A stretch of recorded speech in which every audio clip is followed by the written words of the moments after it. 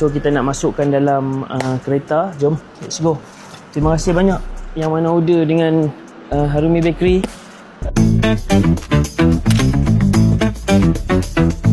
Sebab apa hari ni kita delivery guna kereta? Sebab hari ni lori cuti. So kita terpaksa menggunakan kereta untuk delivery. Sebab apa? Sebab kita tak kisah lori ataupun kereta, yang penting sampai dekat customer tu cepat. Let's go.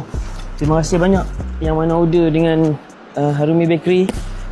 So hari ni adalah penghantaran. Punya penghantaran setiap hari, dan juga satu hari tu kita buat penghantaran sebanyak 2 kali.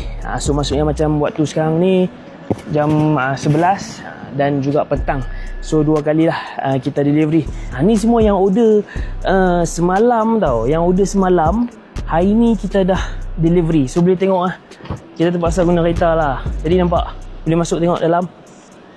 Banyak guys, memang banyak guys kan. So untuk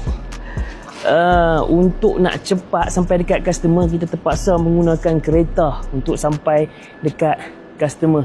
Jadi saya ucapkan terima kasih banyak, dan insyaAllah kita dah delivery hari ni. Esok atau lusa akan sampailah dekat tangan customer-customer kesayangan saya.